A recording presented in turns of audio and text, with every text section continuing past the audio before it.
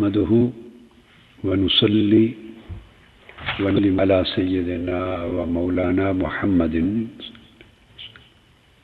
رسوله النبي الأمين المكين الحنين الكريم الرؤوف الرحيم. اما بعد، بسم اللہ الرحمن الرحیم. تحریک منہاج القرآن اور مصطفی انقلاب کے عظیم مشن کے آج یہ اجلاس ہے جو بطور خاص MSM کی اسٹوڈنٹس پارلیمنٹ کے موقع پر منعقد ہو رہا ہے، اور اس میں ویمن لیگ کی بیٹیاں بھی شامل ہیں، منہاج القرآن یوتھ لیگ کے بیٹے بھی شامل ہیں. تو میں سب بیٹوں کو یعنی MSM، یوتھ لیگ اور ویمن لیگ، ان سب کو خوش آمدید کہتا ہوں اس اجلاس میں، اور MSM کے اس نہایت ہی کامیاب تاریخی اجلاس کے انعقاد پر مبارکباد بھی دیتا ہوں. میں دعاگو ہوں کہ اللہ تبارک و تعالیٰ کو عزم و ارادے میں بھی برکت دے اور آپ کی توفیقات میں بھی اضافہ فرمائے اور استقامت دے، اور دیگرگوں حالات میں جو درد لوگوں اور مند جوانوں کے لیے بہت زیادہ ابہام، تشکیک، تذبذب پیدا کرنے کا باعث ہیں اور پریشانی اور مایوسی پیدا کرنے جو حالات ہیں، تو ان حالات میں امید کی بلکہ یقین کی شمعوں کو جلانا اور اندھیروں کے خلاف جنگ کرنا اور روشنی کو پھیلاتے چلے جانا، یہ بہت بڑا جہاد ہے. اس پر آپ کو بار دیگر مبارکباد دیتا ہوں اور کامیابی کے لیے دعا کرتا ہوں. چند چیزیں جو آپ نے پوچھی ہیں اور آپ کے ذہنوں میں گردش کرتی رہتی ہیں، وہ نہایت ضروری ہیں. میں انہی کے نکات کے حوالے سے کچھ چیزیں آپ کے سامنے رکھتا ہوں اور آپ کو سمجھاتا ہوں. اس میں شک نہیں ہے کہ وطن عزیز کے ملک پاکستان، اور یہ بھی ذہن میں رکھ لیں کہ صرف پاکستان کے ہی نہیں، امت مسلمہ اور عالم اسلام کے بیشتر ممالک کے حالات دیگر گوں ہیں. امت پر اور پاکستان بھی اسی حصہ ہے، ایک فکری، نظریاتی اور پھر اقتصادی اور سیاسی غلامی کا دوبارہ یہ دور شروع ہو چکا ہوا ہے. میں اس بات کو پھر دوہرا رہا ہوں، یعنی امت جو ہے وہ اقتصادی اور سیاسی طور پہ غلامی کی زنجیروں میں جکڑ دی گئی، اور ان قوموں کو معاشی اور سیاسی طور پر غلامی کی زنجیروں میں جکڑ دیا جائے، وہ قومیں ذہنی، فکری، نظریاتی اور اعتقادی اعتبار سے بھی آزاد نہیں رہتی. اس کا منطقی نتیجہ ہوتا ہے کہ وہ ذہنی اور فکری اور نظریات غلامی میں بھی چلی جاتی. غلامی کا مطلب یہ ہے کہ پھر ایک یلغار ہے. ایک بیسک نقطہ میں آپ کو سمجھانا چاہتا ہوں، اس یلغار کا پس منظر کیا ہے. چونکہ قوم اس وقت، ہمارا ملک ایک غلامی میں ہے، فکری ذہنی غلامی میں، سیاسی لیڈر غلام ہیں، ان کی اپنی کوئی پولیٹیکل ول نہیں ہے، ان کے پاس کوئی عزم اور ارادہ نہیں ہے، ان کے پاس ملک اور قوم کے لیے کوئی ڈائریکشن نہیں ہے سوچ کا. اس میں برسر اقتدار طبقہ بھی شامل ہے، اور جو سو کالڈ اپوزیشن کا ٹائٹل جن کو دیا گیا ہے وہ بھی شامل ہے. دونوں برابر درجے میں، برابر. اب بدقسمتی یہ ہے کہ لیڈر کی تعریف بھی ساری بدل چکی ہے. میڈیا کا رول اتنا قوی ہو گیا ہے اور اس کا امپیکٹ سوسائٹی پر اتنا، پوری ورلڈ میں، پوری دنیا میں اوپینین میکنگ میں اتنا طاقتور امپیکٹ ہو گیا ہے کہ وہ جو تصور بیچنا چاہے، جس کی مارکیٹنگ کرے، جو تصور ڈیلیور کرنا چاہے، کمیونیکیٹ کرنا چاہے، وہی قوم کی رائے بن جاتی. اتنا طاقتور رول ہو گیا ہے میڈیا کا، امپیکٹ ہو گیا. جس طرح گورنمنٹس، یہ ستون ہے بیٹے. اب اس طرح جیسے آپ اپنی گورنمنٹ کو دیکھتے ہیں، تو یہ گورنمنٹ صرف اس لیے گورنمنٹ ہے کہ ملک میں مختلف اداروں کے الگ الگ نام رکھے ہوئے ہیں، تو اس ادارے کا جو اقتدار پر ہوتے ہیں ان کو گورنمنٹ کہتے ہیں، مگر وہ گورن نہیں کر رہے ملک کو. ان کو رولرز کہتے ہیں مگر وہ رول نہیں کر رہے. They are being ruled. بدترین غلامی کا شکار ہے، بدترین. اور سطح اتنی نیچے چلی گئی ہے افراد کی جن کو قوم نے لیڈر بنا لیا. اور بدقسمتی یہ ہے کہ لیڈر کا لفظ کنفائن کر دیا گیا ہے، محدود کر دیا گیا ہے سیاسی لیڈرشپ کے ساتھ. That's it. یعنی جو لوگ سیاسی جماعتوں کے سربراہ ہیں اور پارلیمنٹ میں اقتدار میں ہیں یا اپوزیشن میں ہیں، وہ لیڈر تصور ہوتے ہیں. لیڈر کا یہ کنسپٹ بیٹے کبھی بھی نہیں تھا. قائد اعظم پاکستان کے قیام سے پہلے کبھی اقتدار میں نہیں تھے، but he was a leader. اسی طرح میں ابھی تفصیلات میں نہیں جاتا. ماؤ زے تونگ ہے، وہ اقتدار میں آنے سے پہلے سے وہ لیڈر تھے. کارل مارکس ہے، لینن ہے، اسٹالن ہے. فرینچ ریولوشن کی تاریخ ہے، رشین ریولوشن کی تاریخ ہے، ایرانین ریولوشن کی تاریخ ہے. کسی سے کوئی اتفاق کرے یا اختلاف ہو، یہ بحث نہیں کر رہی، ان کے نظریات سے بحث نہیں کر رہا ہوں میں. برطانیہ کے اندر ایک انڈسٹریل ریولوشن تھا، کانسٹیٹیوشنل ریولوشن تھا، ایک آئینی ارتقاء ہے، آئینی انقلاب کی ایک طویل تاریخ ہے، کئی 100 سال پر مشتمل. تو اس میں لوگ لیڈر ہوئے مگر وہ رولر نہیں تھے. یعنی مقتدر ہونا، حکمران ہونا یا اپوزیشن جماعت کا ہیڈ ہونا اور لیڈر ہونا، یہ ایک چیز کے دو نام نہیں ہیں. اسلام کی تاریخ میں امت کے جتنے اکابر گزرے ہیں وہ ہمارے لیڈر تھے. خواہ امام ابن سیری تھے، خواہ امام اعظم ابو حنیفہ تھے، امام مالک تھے، امام شافعی تھے، امام احمد بن حنبل تھے، جنید بغدادی تھے، امام غزالی تھے، امام رازی تھے، توسی تھے، ابن الحیثم تھے، فارابی تھے. میں مختلف فیلڈ سے لوگوں کو لے رہا ہوں. خواہ وہ تصوف، روحانیت اور ولایت میں تھے، مولانا رومی تھے، شیخ اکبر ابن العربی تھے، خواہ روحانیت میں تھے، خواہ وہ فکر اور علم اور فلسفے میں تھے، خواہ وہ دینی علوم میں، ریلیجس سائنسز میں تھے، خواہ وہ سوشل ریفارمرز تھے، خواہ وہ سوسائٹی کے حالات کو سنوارنے والے تھے، فکر دینے والے تھے، مصلح تھے. اور سب سے بڑھ کر بیٹے ہر صدی میں تاریخ اسلام کے اندر جو مجدد تھے، تو جو مجدد تھے وہ کبھی president, prime minister, opposition leader, وہ پولیٹیکل لیڈر نہیں تھے مگر انہوں نے پوری امت کی تجدید کی ہے. تو اس صدی سے پہلے، اس صدی سے میری مراد جو صدی گزری ہے میں اس کو شامل کر رہا ہوں، 20th سینچری جو ابھی حال ہی میں ختم ہوئی اور اب 21ویں صدی شروع ہوئی ہے. یہ جو 50، 60، 100 سال کا عرصہ پچھلا گزرا ہے، اس سے پہلے کی پوری تاریخ میں لیڈر کی یہ تعریف نہیں تھی، قائد کی یہ تعریف نہیں تھی. قائد اپنے علم کی بنیاد پر ہوتا تھا، اپنے عمل کی بنیاد پر، کردار کی بنیاد پر، فہم، حکمت اور دانش کی بنیاد پر، اور سوسائٹی کو اس نے کیا کنٹریبیوٹ کیا ہے اس کی بنیاد پر،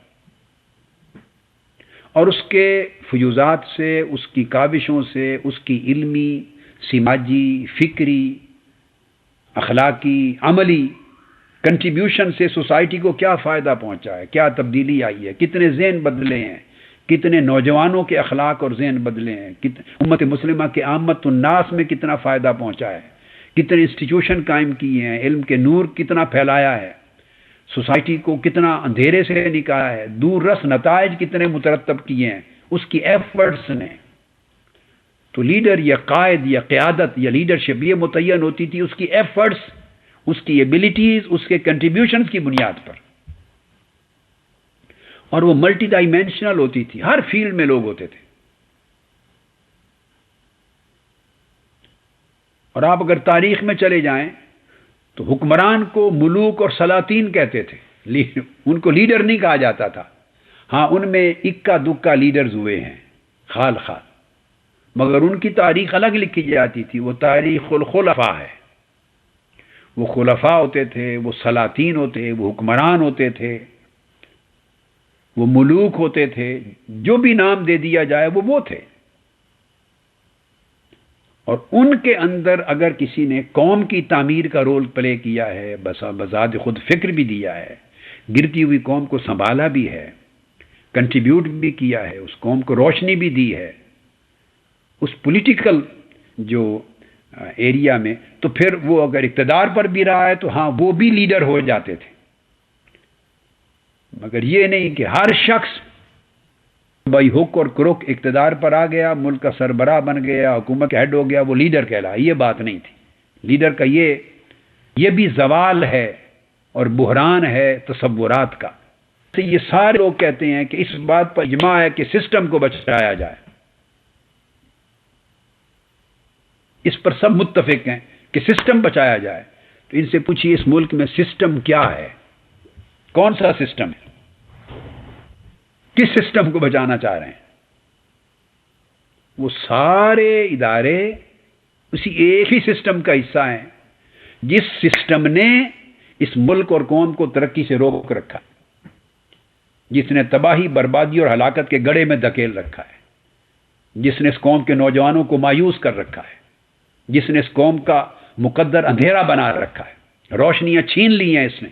یہ سسٹم ہے جس نے کرپٹ لوگوں کو اقتدار پر پہنچانے کی ضمانت دے رکھی ہے. جعلی ڈگریوں والے نکالے جائیں، پھر 3 مہینے کے بعد پلٹ کے اسی پارلیمنٹ میں آتے ہیں. یہ سسٹم ہے. کرپٹ لوگ، جس میں پیسہ رول پلے کرتا ہے. پیسہ. اب لیڈر کیسے بنتے ہیں بیٹے؟ پیسے کے ساتھ. پیسہ کیسے آتا ہے؟ کرپشن کے ساتھ. اب آپ نے دیکھا کہ کوئی کرپشن کے خلاف صرف سٹیٹمنٹس ہیں، جنگ نہیں ہے اس ملک میں. ختم ہو گئی کرپشن کے خلاف، کیونکہ کرپشن ان کی بقا کی ضامن ہے. اور سسٹم پر کیوں متفق ہیں؟ کہ سسٹم ان کی بقا کا ضامن ہے. اگر سسٹم بدل جائے تو ان کی اوور ویلمنگ میجورٹی اس اہل ہی نہیں ہے کہ وہ لیڈر کہلائیں. ان ایسے لوگ جن کی میجورٹی اس وقت پاکستان کی پارلیمنٹ میں بیٹھی، یہ یونین کونسل کے ناظم بننے کے اہل بھی نہیں ہیں. ان کے 10 15 20 50 لوگوں کو پکڑ لیں، ان سے پوچھیں آپ کا ویژن کیا ہے اس ملک کا، فیوچر ویژن کیا ہے، فیوچرسٹک ویژن کیا ہے. ان کا ویژن صرف لوٹ مار ہے، کرپشن ہے، پیسہ بنانا ہے. پاکستان کو بنے ہوئے 63 برس ہوئے ہیں. اس 63 برس میں 1 سال بھی ترقی کی سمت اس نے ابھی سٹرگل نہیں کی، لیڈرشپ نہیں ملی. پھر وہ شخص کیسے لیڈر ہو سکتا ہے کہ جو جملہ اس کے منہ سے نکلے وہ جھوٹ ہو، جو کلمہ اس کے منہ سے نکلے وہی جھوٹ ہو، دجل ہو، فریب ہو، جو خود کرپٹ ہو، 24 گھنٹے جھوٹ بولے، جس کی رات دن کرپشن میں گزرے، اور قوم کی بلائی کا کبھی بھول کر بھی اسے خیال نہ آتا ہو. اس کی سوچ اور اس کی جد و جہد اور اس کی پالیٹکس، اس کی ساری چیزوں کا دار و مدار صرف اس کا اپنا، اس کے خاندان کا، اس کی فیملی کا مفاد ہو، اس کی پارٹی کا مفاد ہو، جسٹ اپنا مفاد ہو. اور 17 کروڑ لوگ ہیں، وہ اس کی کبھی ترجیحات میں ہی نہ ہو. وہ صرف ان کے عنوات میں سیاسی بیانات کا حصہ ہیں. عوام، نوجوان، سوسائٹی، یہ صرف سیاسی بیانات کی زینت ہیں. یہ ان کا پبلک ایجنڈا ہے، جسٹ سٹیٹمنٹ کے لیے، ریئل ایجنڈا نہیں ہے. جس کی وجہ سے ان کا کام ہے کہ وہ میڈیا کے ذریعے اور ہر چینل کے ذریعے وہ ابہام پیدا کریں، قوم کو مشکلات میں رکھیں، ابہام پیدا کریں. اور سب سے بڑا حملہ اس وقت دین کے اوپر ہو رہا ہے، کردار پر ہو رہا ہے.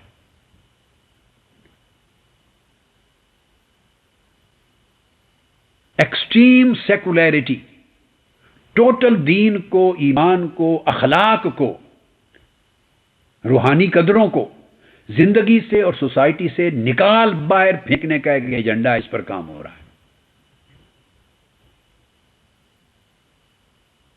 اس کو کہتے ہیں سیکولر ایکسٹریمزم،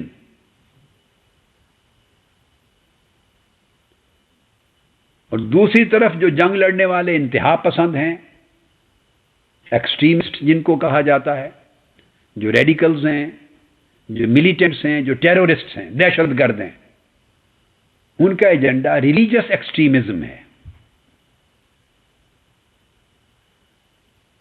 یہ دو قوتیں آپس میں لڑ رہی ہیں، ریلیجس ایکسٹریمزم اور سیکولرسٹ ایکسٹریمزم، اور ایک طبقہ سیکولرسٹ ایکسٹریمزم میں جو اعتدال پسند اور پرامن کہلاتا ہے اور زیادہ ریڈیکل نہیں ہے، وہ طبقہ ایکسٹریم ماڈرنٹی کا یا ایکسٹریم ماڈرنزم کا بھی ایک طبقہ ہے۔ تو یہ گروپ دو قسم کے بناتے ہیں۔ جیسے ریلیجس سائڈ پہ دو گروپ ہیں، ایک ہے نان وائلنٹ ایکسٹریمسٹس، ایک گروپ ہے نان وائلنٹ ایکسٹریمسٹس، یا آپ کہیے طرز عمل کے لحاظ سے نان وائلنٹ ایکسٹریمزم، اور ایک ہے وائلنٹ ایکسٹریمزم۔ وائلنٹ ایکسٹریمسٹ وہ ہیں جنہوں نے ہتھیار اٹھا لیے ہوئے ہیں، جن کو دہشت گرد کہتے ہیں، ٹیرورسٹ ہیں۔ اور نان وائلنٹ ایکسٹریمسٹ یہ وہ لوگ ہیں ہزارہ کی تعداد میں جو ان کے فکری، علمی، اخلاقی اور مذہبی سپورٹرز ہیں، جو ان کی کارروائیوں کو کسی نہ کسی طریقے سے تحفظ دیتے ہیں، اور وہ چہرے چھپے ہوئے چہرے نہیں ہیں۔ وہ پولیٹیکلی آپریٹ کریں گے، ریلیجسلی آپریٹ کریں گے، ملیٹنٹلی آپریٹ نہیں کریں گے۔ ان کا طریقہ ملیٹنسی نہیں ہے، ہتھیار نہیں اٹھاتے، وہ اپنے آپ کو پرامن ظاہر کرتے ہیں، مگر وہ ان کو سپورٹ کرتے ہیں، اور انہی کی بنائی ہوئی زمین ہے اور انہی کے بیجے ہوئے وہ ساری فصلیں ہیں جن میں سے وائلنٹ ایکسٹریمزم کے پودے اور فصلیں جنم لیتی ہیں۔ وہ ان کو تحفظ بھی دیتے ہیں، عملی تحفظ بھی دیتے ہیں، سیاسی تحفظ بھی دیتے ہیں، فکری تحفظ بھی دیتے ہیں، اخلاقی تحفظ بھی دیتے ہیں۔ وہ ادھر بھی تعلق رکھتے ہیں، یعنی ان کے خلاف جو جنگ کرنے والے ہیں دہشت گردوں کے خلاف، ان سے بھی متعلق ہیں، جڑے رہتے ہیں، اور ان سے بھی متعلق ہیں، ان سے بھی جڑے رہتے ہیں۔ تو یہ ایک طبقہ۔ تو میں نے آپ کو ریلیجس ایکسٹریمزم جو ہے اس کی دو تقسیم کر دی، دو حصوں میں۔ یہ جڑ ہے ریلیجس ایکسٹریمزم، اور دوسری طرف جو سیکولر ایجنڈا ہے۔ اب ایکسٹریمزم کی جب بات کرتے ہیں تو وہ صرف ریلیجس ایکسٹریمزم، ادھر بھی سیکولرسٹ ایکسٹریمزم بھی ہے اور ایکسٹریم ماڈرنزم بھی ہے، یا ایبسولوٹ ماڈرنزم۔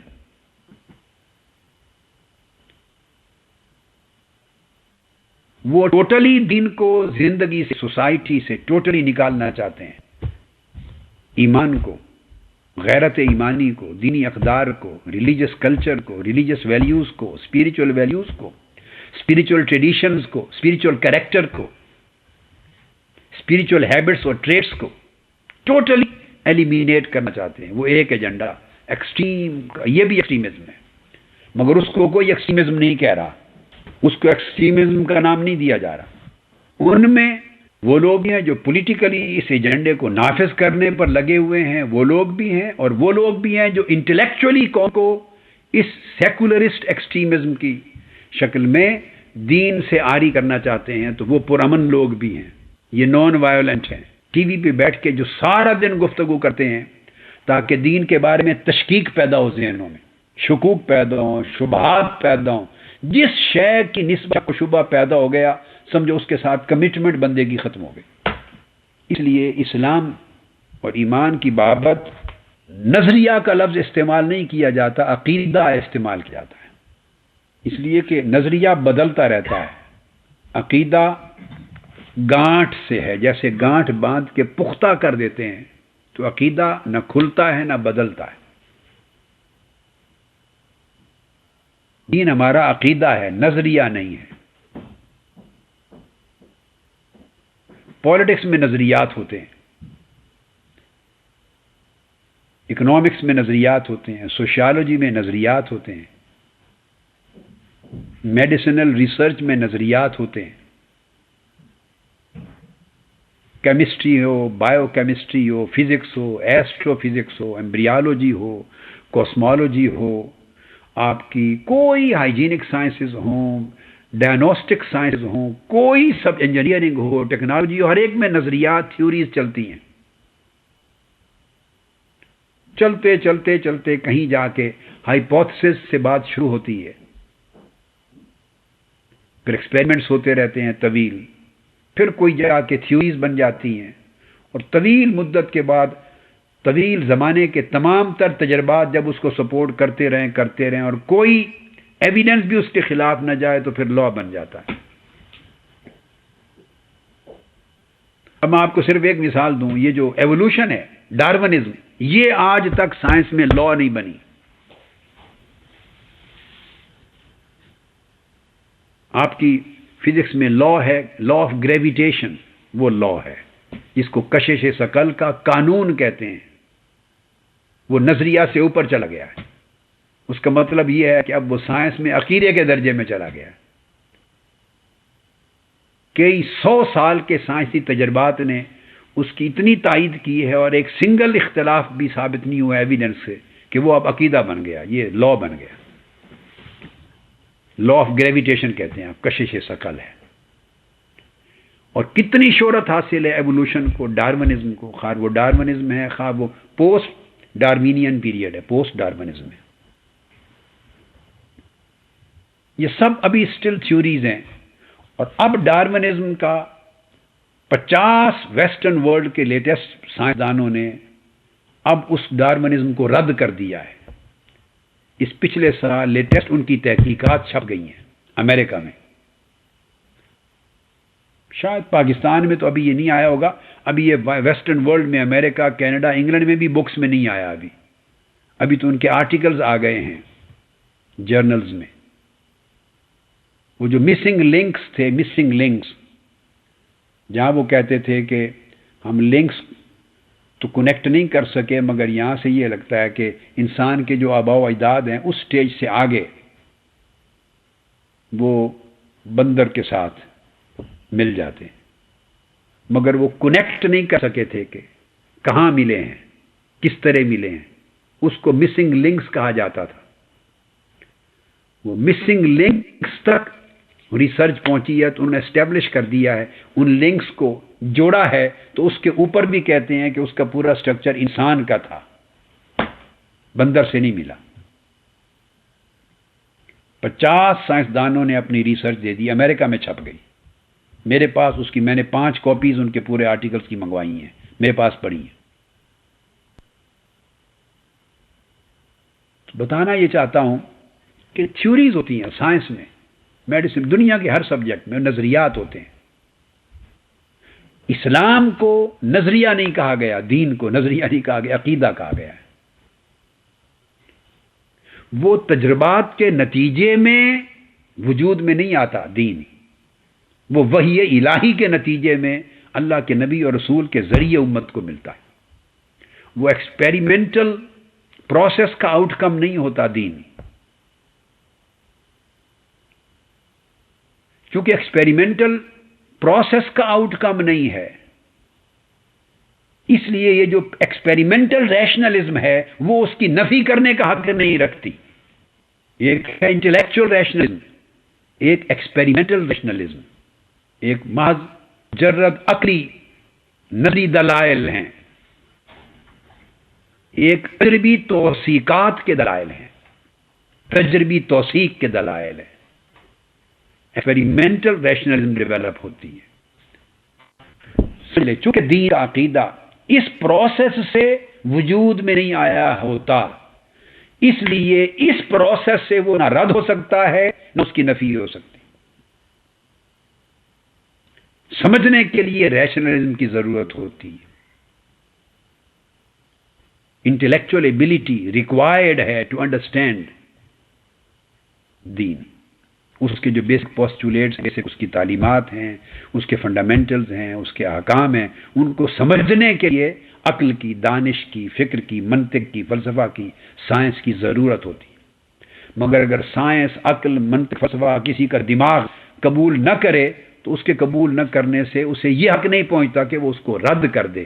یہاں ٹی وی پر، پروگراموں میں، میڈیا میں، اخبارات میں لوگ اپنی عقلی تجربات اور مشاہدات کی بنیاد پہ رد کرنے لگ گئے ہیں دین کو، عقائد کو۔ کیسے رد کر رہے ہیں؟ اس میں تشکیک ڈال رہے ہیں، بس یہ ایجنڈا ہے تاکہ لوگوں کے اندر دین کمزور ہو جائے، عقیدہ کمزور ہو جائے، ایمان کمزور ہو جائے۔ جب یہ کمزور ہو جائے گا تو پھر دین کی کلچر، دین کی ویلیوز، دین کے ساتھ کمٹمنٹ یہ کوئی نہیں، غبار کی طرح سب کچھ اڑ جائے گا۔ اب یہ ایک ایجنڈا ہے اور یہ گلوبل ایجنڈا ہے، اور یہ پاکستان میں جو لوگ جو کچھ کر رہے ہیں یہ اسی کا ایک چھوٹا سا حصہ ہے۔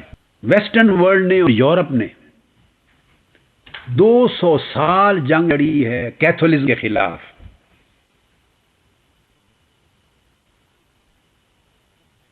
اور کیتھولک یا چرچ کی ڈومیننس کے خلاف 200 سال، 2 صدیاں جنگ لڑی ہے پورے یورپ نے۔ اور وہ جنگ ساری کیا تھی؟ ایکسٹریم سیکولریٹی کی تھی، تاکہ جو مذہب تھا تو اسلام نہیں تھا نا یورپ میں جب جنگ لڑی جا رہی تھی۔ اس وقت جب ریلیجن کی بات ہوتی تھی تو ریلیجن سے مراد کرسچینٹی تھی، کیتھولسزم تھی، یا کیتھولک یا چرچ اتھارٹی تھی، یہ مذہب تھا اس وقت۔ پچھلے 200 سال، 250 سال، تو 200 سال جنگ لڑی تاکہ ریلیجن ڈس اپیئر ہو جائے سوسائٹی سے،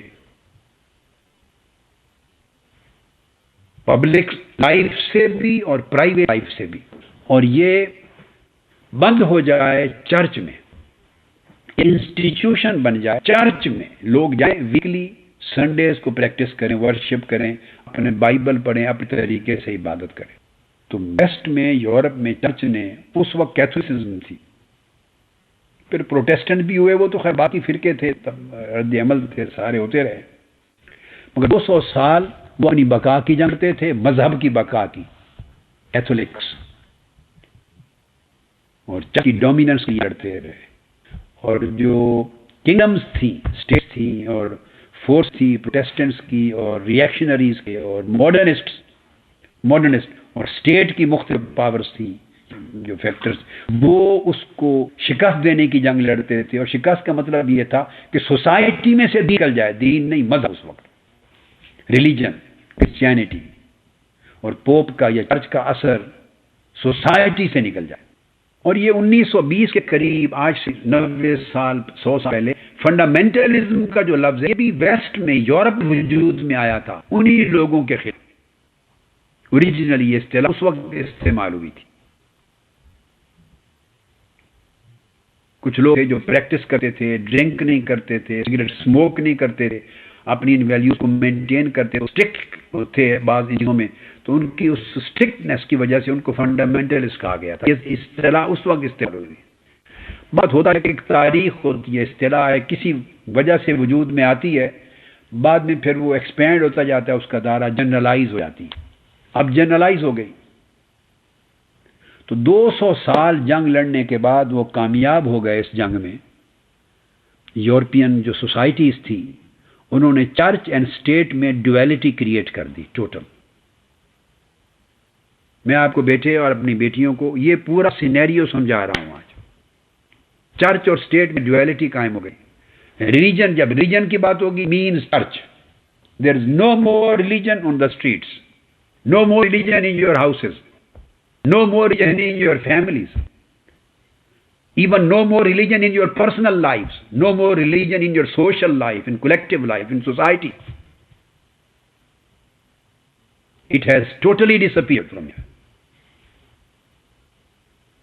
So religion has totally migrated from the society and it has confined itself in the church.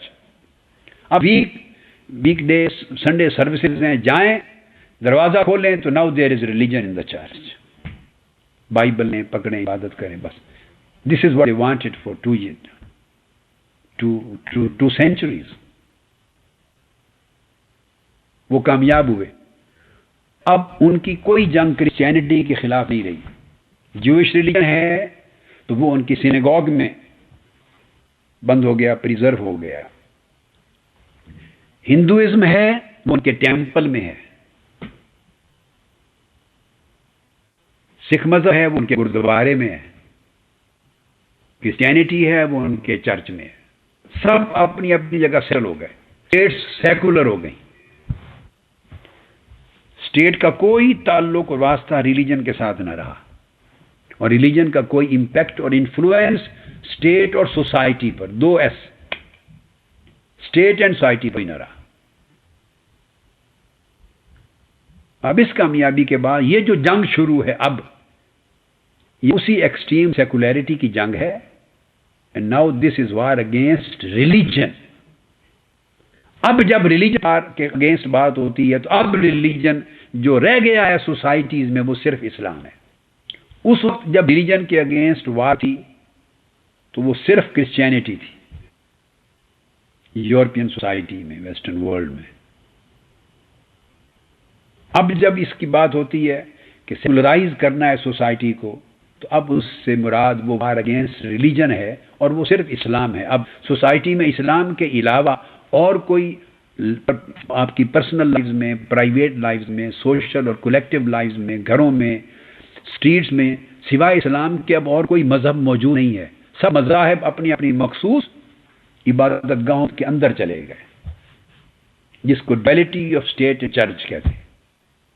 وہ ان کا کانسٹیٹیوشن ہو گیا، ایڈمیٹڈ، ایک یونانیمسلی ایکسیپٹڈ ان کا لا بن گیا. اس پر ایگریمنٹ ہو گیا سوسائٹی کا. جیسے وہ آپ سوشل کانٹیکٹ تھیوری پڑھتے ہیں نا پولیٹیکل سائنس میں، معاہدہ عمرانی، تو یہ ایک طرح کا معاہدہ عمرانی ہو گیا ہوا ہے، duality of state and church. Society میں، اسٹیٹ میں ریلیجن کی کوئی انٹرفیئرنس نہیں ہوگی. That's it. اور اسٹیٹ ان کے چرچ کے اندر کے معاملات میں مداخلت نہیں کرے گی. چاہے اپنا بائبل پڑھیں، اپنی کتابیں پڑھیں، عبادت کریں، صوم کریں، جو بھی کر رہے ہیں. یہ نیا کانٹیکٹ ہو گیا. اب وہ اس طرح کا ایک اور کانٹیکٹ اسلام کے لیے چاہتے ہیں کہ مسلمان بھی ایسا کانٹیکٹ کرے. تو اب میں آپ کے انقلاب کی جو بات کر رہا تھا، جو اگلا سوال میں تھے، اس کا نقطہ سمجھیں. 200 سال جنگ لڑی گئی ہے اس کے خلاف. تو آپ کے خلاف اس جنگ کو شروع ہوئے، اب میرا اندازہ ہے کیا سال ہوئے جب یہ جنگ پراپر باہر آ گئی. اس سے پہلے پلاننگ کا مرحلہ ہوتا ہے. وہ کہہ رہے ہیں پلاننگ 50، 60، 70 سال ہوئی. اسٹیٹ اوے اس دن سے شروع ہو گئی ہوگی جب ان کو اس پہلے محاذ پر کامیابی ہو گئی اور ڈویلٹی ہو گئی اسٹیٹ چرچ کی، ٹوٹل ڈیفرنٹ ہو گئے. اس کے اسٹیٹ اوے نئی منصوبہ بندی شروع ہو گئی ہوگی. 50 سال ہوتی رہی ہوگی، 60، 70 سال ہی ہوگی پاسبلی. یہ جنگ شروع ہوئے مور اور لیس، اس کو 20 سال کا قریب عرصہ ہوا ہے، آپ یوں سمجھ لیں.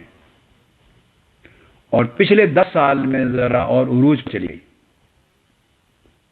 تو یہ جو صدی ہے جس کے 10 سال گزر چکے ہیں، یہ اس جنگ کی صدی ہے.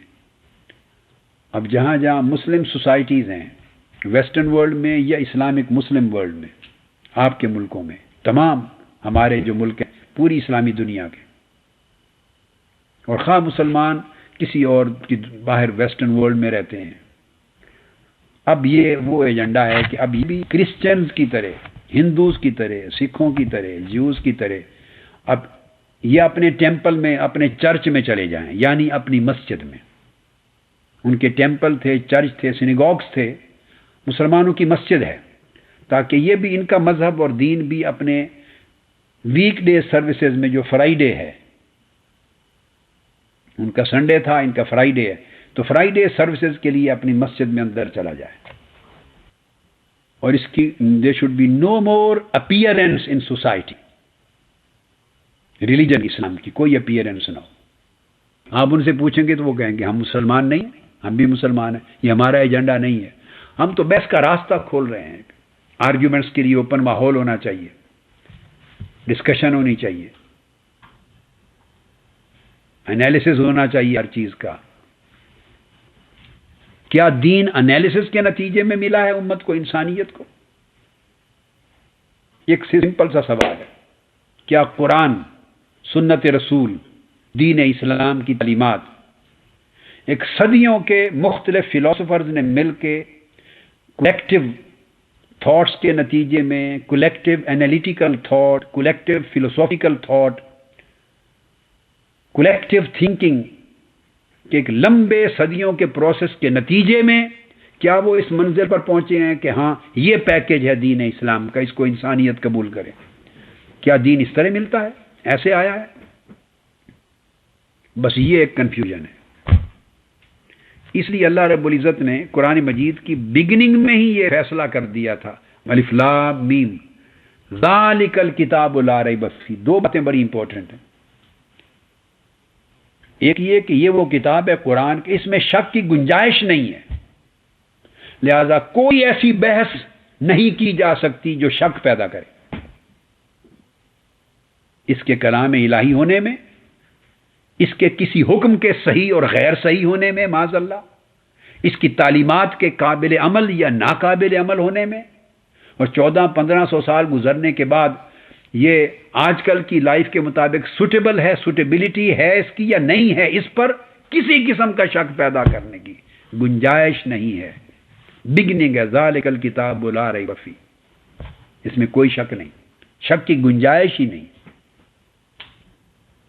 There is no room for any doubt, any suspicion, any doubt. تو پہلی نفی ریب کی ہے، شک کی جگہ نہیں ہے اس میں، ایک بات۔ اور دوسری بات یہ کی ہے ھدی للمتقین، یہ ہدایت ہے، سورس آف گائیڈنس ہے، اور اٹ سیلف گائیڈنس ہے یہ قرآن اور اسلام اور سنت رسول پاک صلی اللہ علیہ وسلم کی اور دین، یہ کتاب اٹ سیلف گائیڈنس ہے، مگر کن کے لیے؟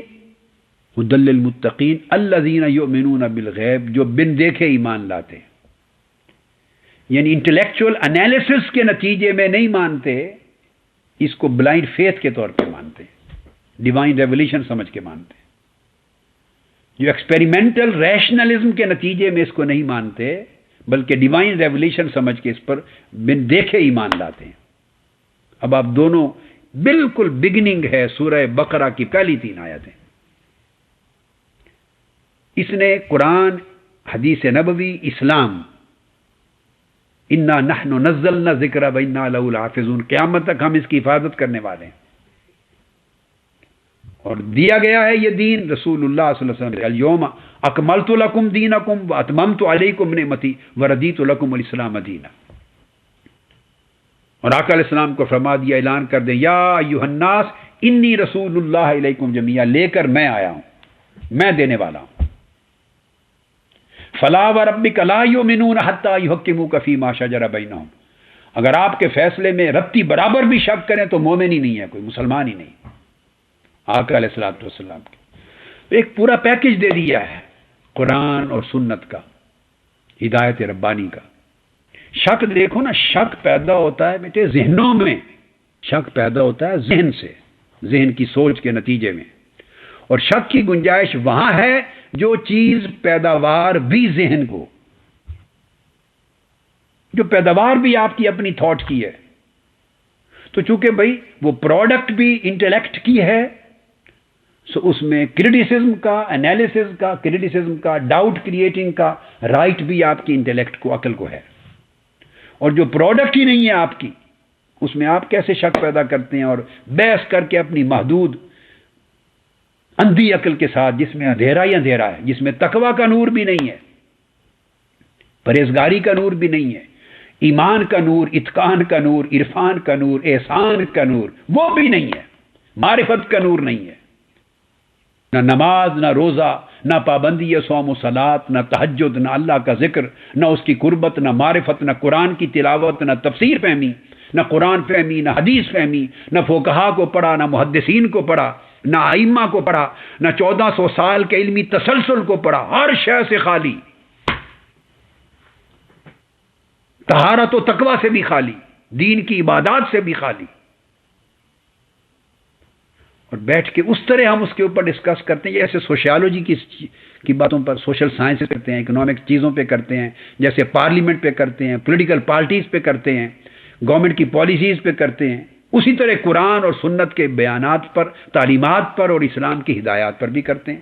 کتنا بڑا ظلم ہے۔ یہ پیغام ہے میرا جو آپ کو پہنچانا ہے ہر جگہ۔ اس وقت تو بیٹے آپ پھر ایک فکری انقلاب کی طرف چلے گئے۔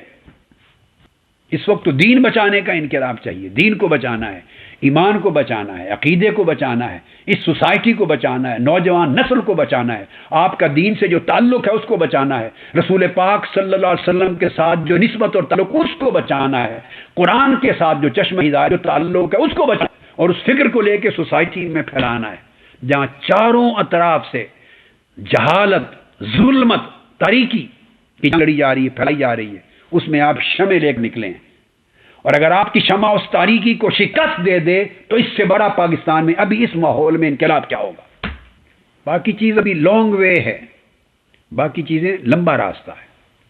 اور پھر بیٹے میں آپ کو بتاؤں کہ ہم ایک بڑے دشوار گزار راستے پر ہیں۔ دشوار گزار راستہ یہ ہے کہ ہمارے اندر سرے سے ایکسٹریمزم کا بیج ہی نہیں ہے، نہ ہم ریلیجسلی ایکسٹریمسٹ ہیں، نہ سیکولرلی ایکسٹریمسٹ ہیں۔ سن لیں، ہم ہیں ماڈریٹس، جس کو کہتے ہیں الوسطیہ، توسط اور اعتدال۔ ہمارا توسط اور اعتدال ہمارا راستہ ہے، ماڈریٹس۔ جہاں سوسائٹی دو سمتوں سے ایکسٹریمزم کی چکی میں پس رہی ہو، وہاں ماڈریٹس کا اپنی ماڈریٹ تھاٹ کے ساتھ زندہ رہنا اور اس کو طاقتور کرنا کتنا بڑا جہاد ہے۔ یہ پیغمبرانہ کام ہے، پیغمبرانہ کام ہے۔ پیغمبر جب آتے تھے دنیا میں تو دو طرح کی ایکسٹریمسٹک انوائرمنٹس میں آتے تھے، ایک کفر اور شرک کی ایکسٹریمزم ہوتی تھی، اور ایک ظلم، جبر، بربریت، ملوکیت، قبائلیت اور طاقت کا ارتکاز، اس قسم کی جابریت ہوتی تھی، آمریت ہوتی تھی۔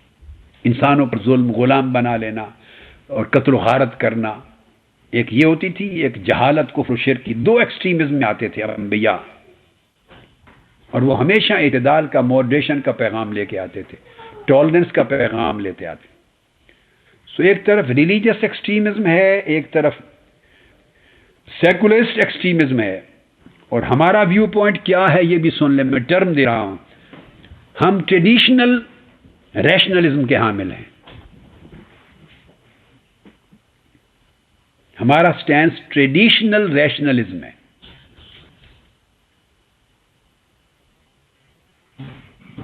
اور آپ دور الٹا بھی کر سکتے ہیں، ریشنل ٹریڈیشنلزم، یہ بھی کر سکتے ہیں۔ دونوں طرف سے آزادی ہے آپ کو۔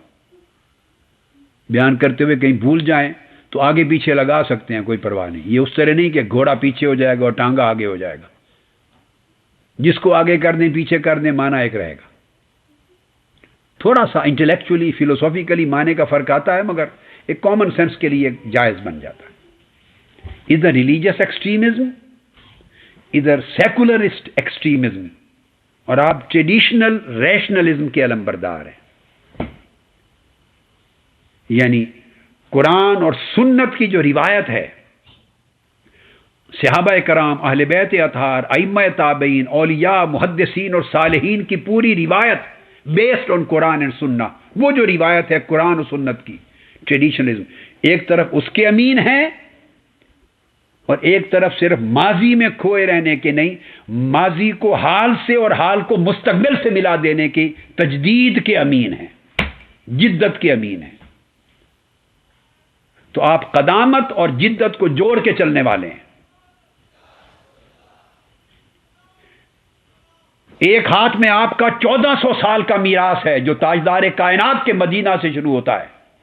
ابو بکر، عمر، عثمان و علی رضوان اللہ تعالی علیہم اجمعین، اہل بیت اطہار، سیدنا علی، فاطمہ الزہرا، حسن اور حسین علیہم السلام، ائمہ مجتہدین، ائمہ فقہا، ائمہ اولیاء، صالحین، تابعین، اتباع التابعین، سیدنا غوث الاعظم، سیدنا جنید بغدادی، سری سقطی، ذوالنون مصری، امام ابو الحسن الشاذلی، خواجہ جنید بغدادی، حضرت خواجہ اجمیر سیدنا معین الدین اجمیری، داتا گنج بخش علی حجویری، نظام الدین اولیاء، قطب الدین بختیار کاکی، بہاؤالدین نقشبند، شہاب الدین سہروردی، یعنی ایک طرف وہ اولیاء، ابن حجر اسقلانی، امام فارابی، امام رازی، امام سیوطی، قسطلانی، ایک طرف وہ محدثین، وہ فقہا، وہ اولیاء، وہ صلحاء، اوپر صحابہ اہل بیت انبیاء کی وراثت کے امین لے کر آج کی تاریخ تک، جس کے علمبردار علامہ اقبال تک بھی تھے.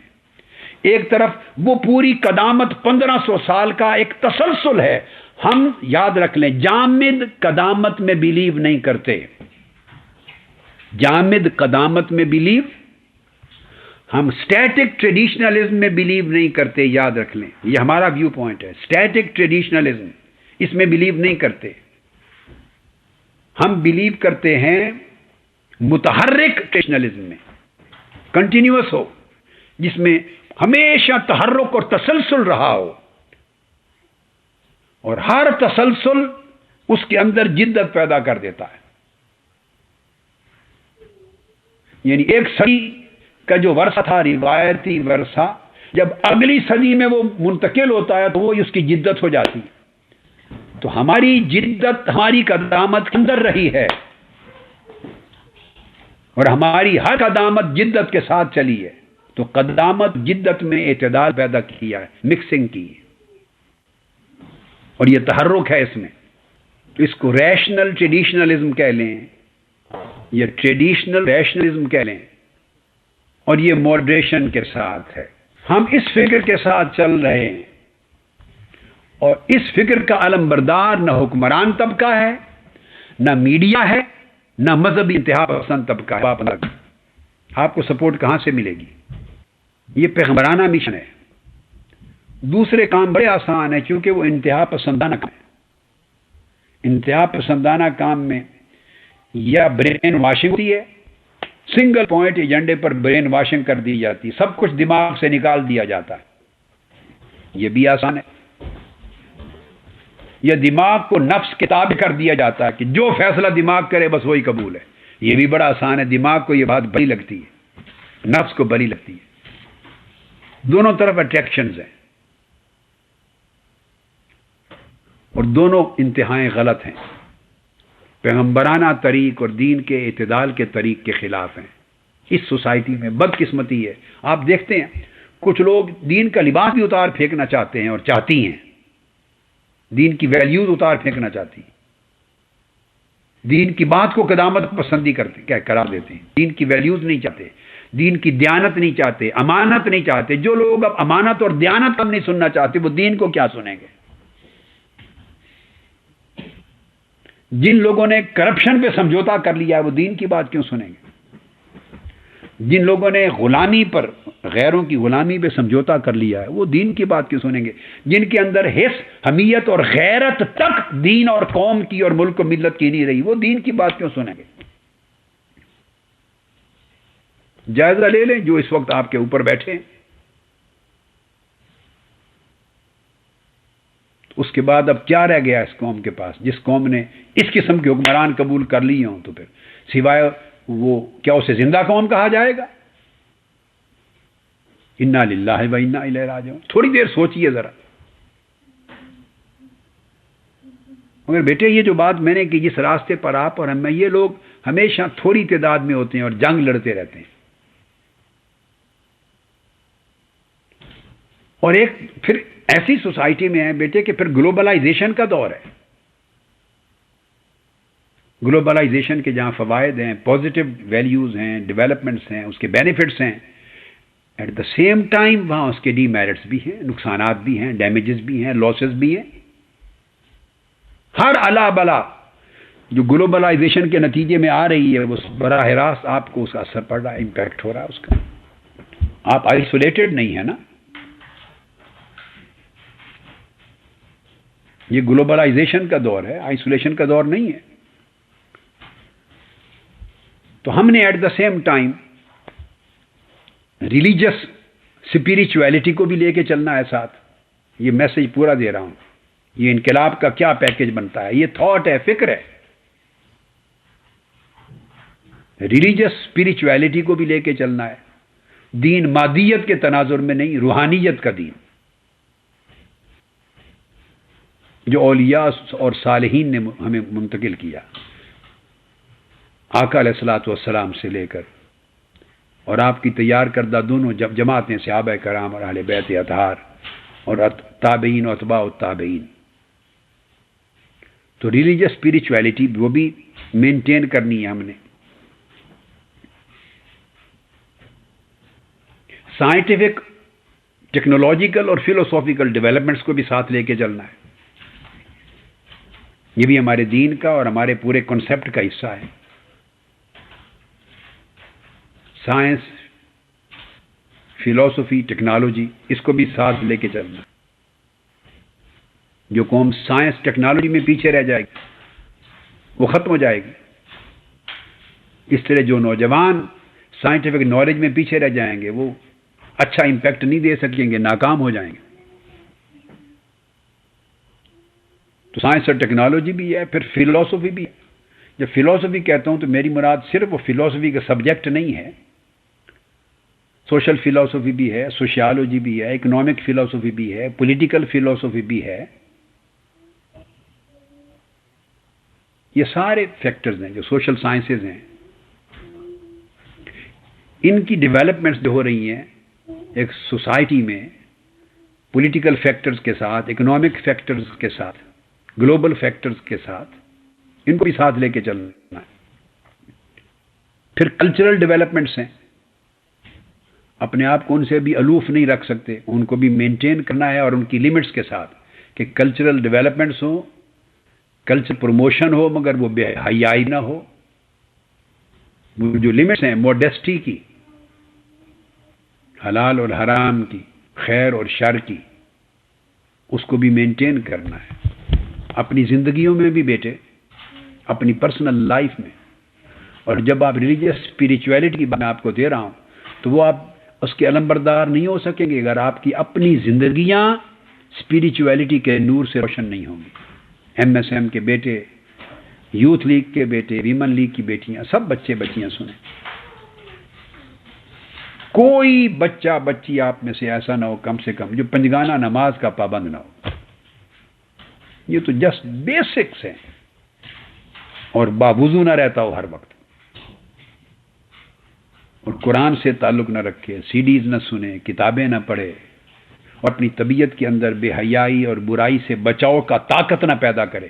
سیلف ڈیفینس ہونا چاہیے آپ کے اندر، نفس کے حملوں سے، شیطان کے حملوں سے، بری سوسائٹی، برے دوستوں اور بری کمپنیز کے حملوں سے، اور دنیا کی جو بری اٹریکشنز ہیں ان کے حملوں سے. 4 دشمن ہیں آپ کے. ایک اندر چھپا ہوا دشمن ہے نفس امارہ، وہ ورغلاتا ہے، اٹریکشنز دیتا ہے، طرح طرح سے وہ آپ کو انسٹیگیٹ کرتا ہے. دوسرا شیطان ہے جو بہت بڑا دشمن ہے، وہ باہر ہے. یہ باہر والے دشمن کی، اندر والے دشمن کی آپس میں الائنس ہے. شیطان اور نفس کا الائنس ہے، نفس امارہ کا اور شیطان کا آپس میں. اور شیطان ایک نہیں ہے، شیاطین الجن والانس، جنات میں بھی شیاطین ہیں اور انسانوں میں بھی شیاطین ہیں. یوسوس فی صدور الناس من الجنۃ والناس، جو آپ کے دل و دماغ میں وسوسے ڈال کر اپنے من سے متذبذب کرتے ہیں، وسوسہ ڈالتے ہیں. آپ کا انقلاب کب آئے گا؟ جو یہ کہے اسے کہیں جب آپ کا انقلاب آ جائے گا، اس سے پہلے آئے گا. صرف ایک فتنہ گری کے لیے ایک جملہ ہے، بول دینا ہے.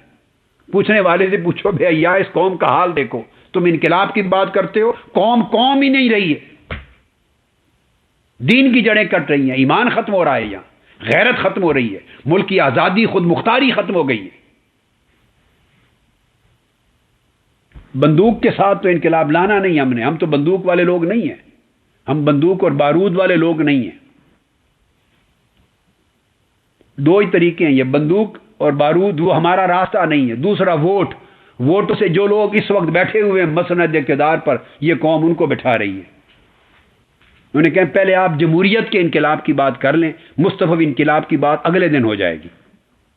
بتایا جس دن آپ کا جمہوریت کا صحیح انقلاب آ جائے گا اس سے بالکل قریب ترین مدت میں مستفوی انقلاب آ جائے گا، 1 سال بھی نہیں لگے گا۔ انہیں کہ آپ ہم سے پوچھتے ہیں، آپ جمہوریت کا انقلاب پہلے لے آئیں۔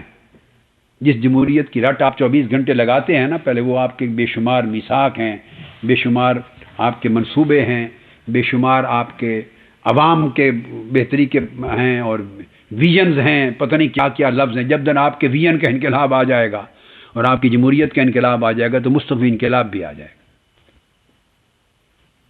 جو پاور میں ہیں پہلے ان سے پوچھیں ان کا انقلاب کب آئے گا، اور جو پاور میں آتے جاتے رہتے ہیں، پاور میں انتظار میں ہیں، پہلے ان کا انقلاب کی ڈیٹ فکس کروا لیں، پھر ہم بھی دے دیں گے۔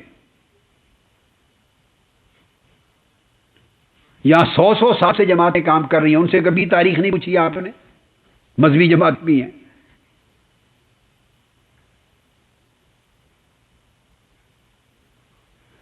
انقلاب تو ڈیٹیں نہیں ہوتی انقلاب کی، یہ جب پوری کی پوری قوم ایک فکر کے اوپر مجتمع ہو جاتی ہے، کنسنسس ہو جاتا ہے، تو انقلاب پھر ہفتوں میں آ جاتا ہے۔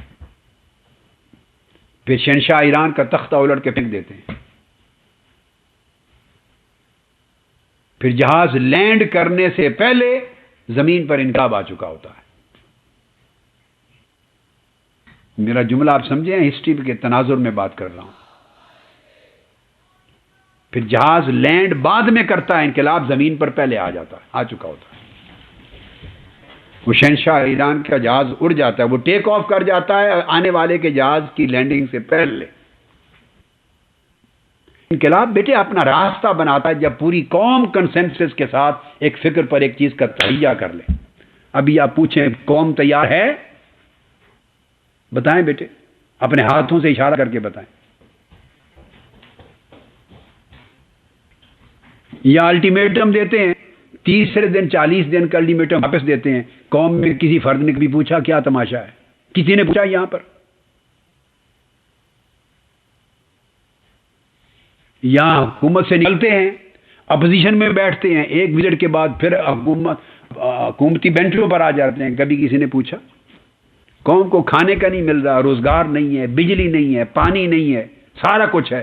اگر قوم اتنی تنگ ہے، مر رہی ہے، تو گھروں میں کیوں بیٹھی ہے؟ ایک محاورہ ہے، تنگ آمد بجنگ آمد۔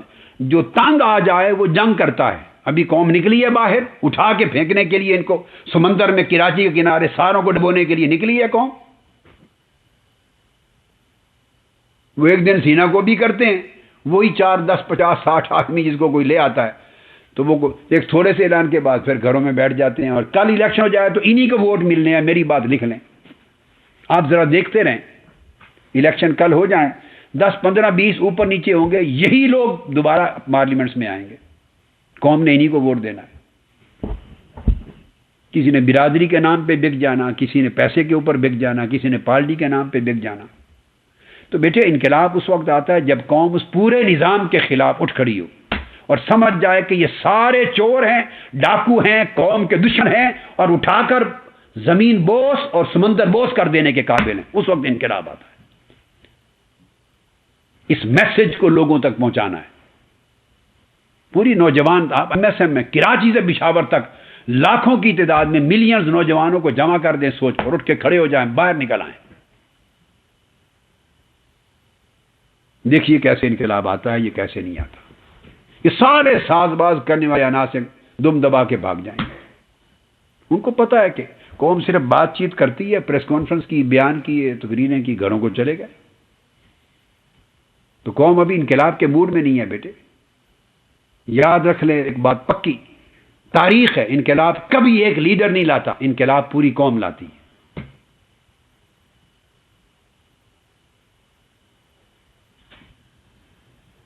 اگر انقلاب ایک فرد نے لانا ہوتا تو انبیاء علیہ السلام سال ہا سال کی جد و جہد ایک قوم میں کرنے کے بعد کبھی ہجرت نہ کرتے وہاں سے۔ 13 سال چاند کو ٹکڑے کرنے جیسے معجزات دکھا کر بھی اس قوم کو آقا علیہ السلام نے 13 سال کے بعد ہجرت کر لی مدینہ۔ وہ چاہتے تو مکہ میں ہی انقلاب لے آتے، مگر یہ اللہ کی سنت نہیں ہے، طریقہ نہیں ہے۔ جب تک قوم تیار نہ ہو اور ساری قوم ایک نیچرل پروسیس میں مجتمع اور متفق نہ ہو جائے، اس وقت تک انقلاب نہیں آتے۔ اللہ نے اس قوم کی حالت نہیں بدلی، کبھی نہیں بدلی۔ جو قوم اپنی حالت کو بدلنے، اپنی تقدیر کو بدلنے کا خود فیصلہ نہیں کرتی، اللہ کبھی اس قوم کی حالت نہیں بدلتا۔ ان اللہ لا یغیر ما بقوم حتی یغیروا ما بانفسہم، قاعدہ اللہ کا۔ تو کوئی ایک لیڈر، کوئی شخص معاذ اللہ کے فرمان کو بدل سکتا ہے؟ کوئی اللہ سے زیادہ طاقتور ہے؟ اللہ پاک نے فرمایا کہ اللہ تعالیٰ ہرگز کسی قوم کی حالت نہیں بدلتا جب تک وہ قوم خود اپنی حالت، بری حالت کو بدلنے کے لیے اٹھ کھڑی نہ ہو۔ ہم تو پیغام پہنچا سکتے ہیں، میسج پہنچائیں، ہم شریک ہیں سارے عمل میں، اس کو آگے لے کے بڑھیں۔ یہ آپ کا انقلاب ہے کہ ہر ایک تک میسج پہنچائیں اور سوئے ہوئوں کو جگائیں۔ قوم سوئی ہوئی ہے، شعور کی آنکھ ان کی سوئی ہوئی ہے، اور ڈاکو لوٹ کے کھا رہے ہیں، گھر لوٹا جا رہا ہے، بس یہ بتائیں ان کو، جگائیں ان کو۔ اگر ایک لیڈر انقلاب لاتے بیٹے تو 13 سال کے بعد آقا علیہ السلام ہجرت نہ کرتے مدینہ طیبہ۔ 13 سال کی سٹرگل میں کل 400 نے کلمہ پڑھا تھا۔ کتنا بولیے؟ 400 نے۔ اور انقلاب بیٹے اس وقت آیا جب 10,000 آدمی آقا علیہ السلام کے ساتھ تھے، یعنی پوری قوم اٹھ کے آئی تھی ساتھ۔ فتح مکہ ہو گیا تھا، 1.25 لاکھ آدمی حجۃ الوداع میں آقا علیہ السلام کے ساتھ تھا۔ مقصد اشارہ یہ ہے کہ پوری قوم ساتھ ہو گئی تھی۔ اس وقت اس قوم کا عالم یہ ہے کہ جب میں نے الیکشن لڑا تھا اپنے حلقے سے، یہ زاہد فیاض بیٹھے ہیں، آپ ان سے پوچھئے، فرانس سے آئے تھے، تو مجھے کہتی تھی یہ قوم کہ نالیاں بنوا دیں، ہم سے نالیاں بنوانے کا تقاضا۔ بولیے ایمان سے کھڑے ہو کر بولیں جی، نالیاں بنوائیں، ہماری سڑکیں بنوا دیں، ہمارے کھمبے رکھوا دیں۔ الیکشن سے پہلے میرے پاس کرپشن کا پیسہ ہے، یہ قوم ہے یہاں کی۔ وہ فلاں روز کا لنگر چلاتا ہے، کھانا اتنی دے گے، آپ بھی ہر دفتر پہ اتنا لنگر پکوائیں، کھانا پکوائیں۔ قوم کی تو اس طرح کی سوچ ہے۔ انہوں نے کیا فرق جانا میری ذات میں، اور میں کسی اور کا نام نہیں لیتا، کسی دوسرے میں۔ جو تک مطالبہ ان سے کرتے تھے وہ مطالبہ مجھ سے کرتے تھے۔ تو بیٹے قوم کے شعور میں انقلاب لائیں، پہلے اس قوم کو بتائیں کہ کیا بیت رہا ہے تمہارے اوپر۔ جو شخص قوم کو جہاز بنا کے دے سکتا ہے، جہاز، اس کو کہتے ہیں میرا سائیکل پنچر ہو گیا، ذرا ہوا تھا بھر دے وچ۔ جس سے پنچر لگوانا ہے اسے پنچر لگوائیں، جس سے جہاز بنوانا ہے اسے جہاز بنوائیں۔ یہ شعور دیں اس قوم کو۔ یہ شعور کا انقلاب ہے، شعور کی تحریک ہے۔ ایم ایس ایم میرے وارث ہیں، یہ میرے بیٹے ہیں، آپ میری آنکھیں ہیں، میرا دل ہے، میرا دماغ ہے۔ آپ نے میری آواز اس قوم کے ملین جوانوں کے ایک ایک کے کان پر، دل پر، دماغ تک پہنچانی ہے۔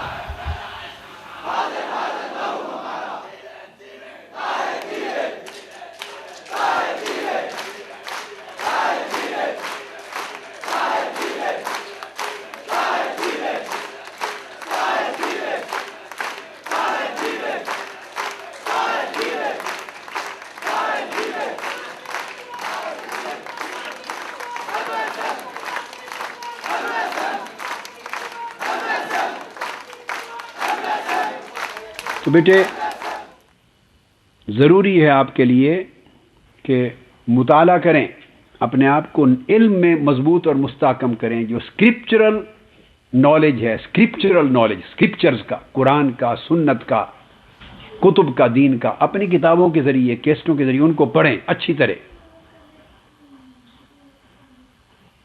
پھر اس کے بعد اپنے ریشنل ڈسپلنز کو مضبوط کریں، ریشنل ڈسپلنز کو۔ پھر انٹلیکچوئل ڈیولپمنٹ پر محنت کریں، انٹلیکچوئل ڈیولپمنٹ پر۔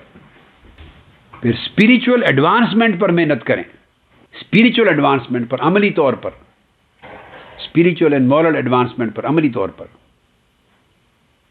یہ ساری صلاحیتوں کو، اپنی کیپیسٹیز کو، انٹلیکچوئل ایبیلیٹیز کو، اسپریچول ایبیلیٹیز کو بڑھا کر مضبوط کر کے، اور پھر بیٹے آپ نیگوشیٹرز بنے. آپ نے نیگوشیٹ کرنا ہے. جو اینشنٹ اپروچز تھی قدیم، یہ احمد آپ کے لیے پھولوں کا تحفہ لایا ہے. شیخ احمد آپ کے انقلاب کی خوشخبری مجد ہے، جہاں فضا دے رہا ہے پھولوں کے ذریعے.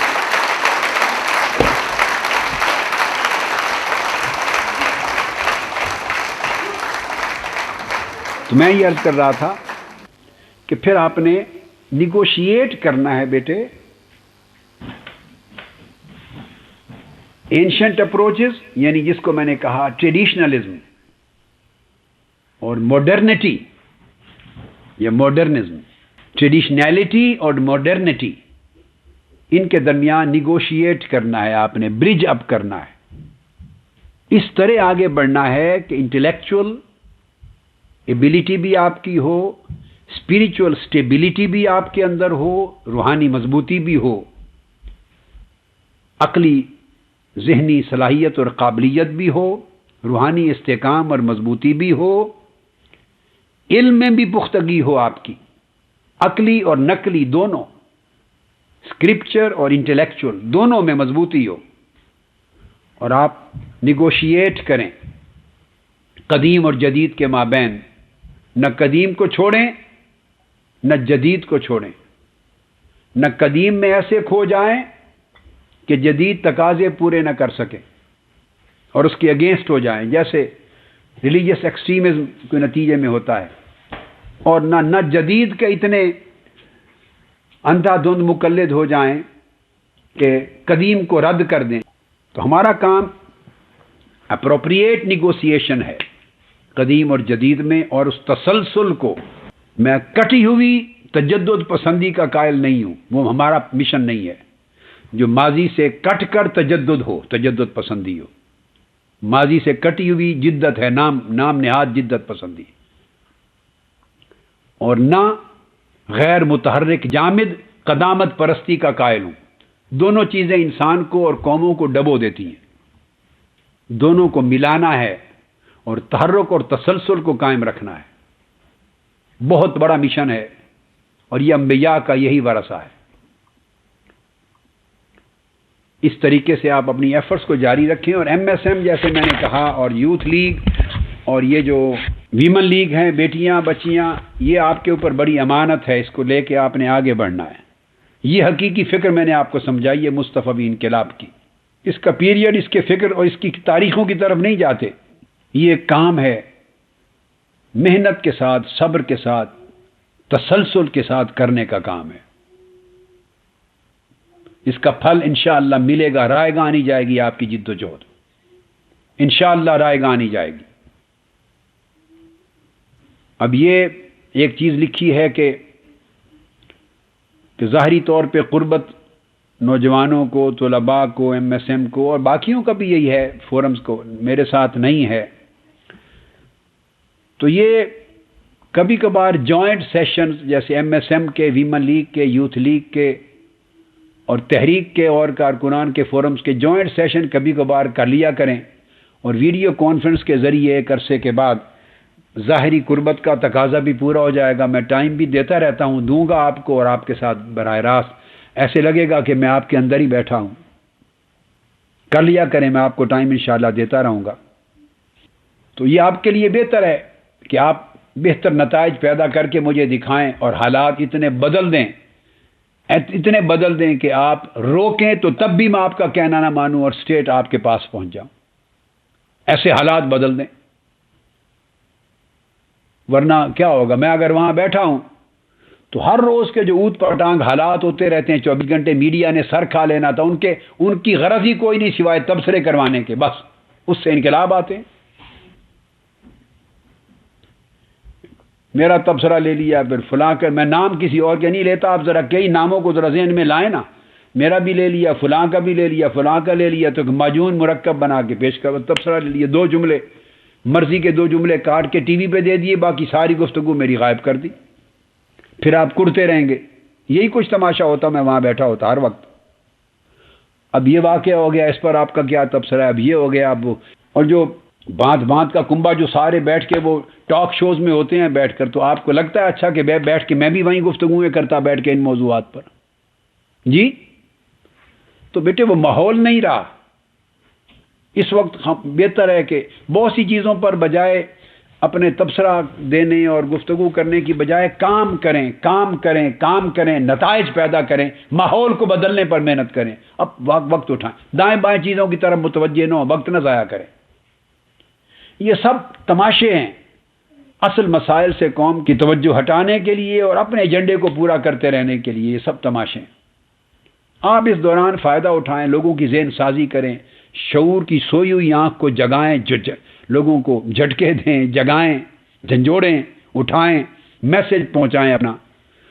اور میسج کی قبولیت آپ کے میسج کی زیادہ ہے، پہلے سے بھی زیادہ ہے، اس میں تو کمی نہیں آ رہی، بتائیے آپ کے پیغام کی، ہماری بات کی قبولیت میں پہلے سے کمی آ رہی ہے کہ بڑھ رہی ہے؟ لوگوں کے دلوں میں احساس کیا ہو رہا ہے؟ نوجوان بتائیں بے سر، مرکز والے نہیں، ہاتھ سے اشارہ کریں۔ آپ کو بڑھتی نظر آتی ہے جو کہ آپ میٹ کرتے ہیں، بات کرتے ہیں، اور اگر وہ ایک ہی بات کر سکتے ہیں کہ وہ مجھے بھی کہتے ہیں آپ تشریف لائیں، آپ تشریف، انہیں کہیں جی جس وقت آپ قوم بلائے گی وہ آ جائیں گے، ایک دن 1 گھنٹہ نہیں تاخیر کریں گے۔ جس دن قوم نے ضرورت محسوس کی میں ان کے اندر ہوں گا۔ اب آپ ان کی ضرورت، پیاسے کو پیاس تو لگوائیں پہلے، آپ ٹھنڈا پانی آپ ان کے سامنے لا کے رکھ دیں، اسے پیاس ہی نہیں ہے تو پورا 24 گھنٹے کے بعد انڈیل کے پھینک ہی دینا ہے نا، پانی بنیا گلاس بھر کے رکھ دیں گے۔ آپ اس کے سامنے کوک رکھ دیں، پیپسی رکھ دیں، اعلیٰ شربت رکھ دیں، آئس کریم رکھ دیں، آپ کوکٹیل آئس کریم رکھ دیں، اس کو وینیلا آئس کریم رکھ دیں، جو دنیا کی چاہیں شاندار مشروب رکھ دیں، اس کو وہ پیٹ اس کا بھرا ہوا ہے، اس کو نہ پیاس ہے نہ بھوک ہے، وہ ہاتھ ہی نہیں لگائے گا، تو بس ایسے رکھ دیں گے مجھے بھی آپ ان کے اندر، ان کے پیٹ بھرے ہوئے ہیں، نہ انہیں پیاس ہے نہ بھوک ہے نہ طلب ہے نہ تڑپ ہے۔ آپ کا کام ہے میرے بیٹے اس وقت سے فائدہ اٹھائیں، ان کے اندر پیاس پیدا کریں، شعور کی پیاس، احساس پیدا کریں۔ اور 17 کروڑ کی بیٹے قوم ہے، 17 کروڑ میں اگر اور کچھ نہیں تو 1 کروڑ تو کم سے کم محسوس کریں اور اٹھ کھڑے ہوں، تو تب کوئی بات ہی بنتی ہے آگے بڑھنے کے لیے۔ آپ کبھی کیلکولیٹ کریں تناسب کے اعتبار سے تو بیٹے 0.0001% طلب ہو تو اس سے کیا فرق پڑتا ہے؟ مگر یہ حالات، یہ چیزیں ہمیشہ پیغمبرانہ کام کرنے والوں کے حالات ایسے ہی ہوتے ہیں، مایوسی کی کوئی بات نہیں، انہی میں سے ایمرج کرتی ہے سچویشن۔ انقلاب اپنا راستہ نکالتا ہے بیٹے، اسی طرح جیسے آتش فشاں پہاڑ پھٹتے ہیں اور چشمے راستہ نکال لیتے ہیں، زیر زمین چلتے چلتے اچانک کسی زمین سے پھوٹ پڑتا ہے چشمہ، اس کا ٹائم فریم نہیں ہوتا، ٹائم فریم نہیں ہوتا بیٹے، صرف اس زمین پر آتا ہے جہاں کے لوگ سٹرگل، جد و جہد استقامت کے ساتھ کرتے رہیں، یقیناً کسی جگہ سے چشمہ نکل آئے گا انشاءاللہ۔ حالات بدل جاتے ہیں، ایونچوئل ڈیولپمنٹ ہوتی ہے، تسلسل کے ساتھ سٹرگل کو جاری رکھنا فرض ہے، یہ انقلاب کا راستہ ہے، استقامت کے ساتھ جد و جہد جاری رکھیں۔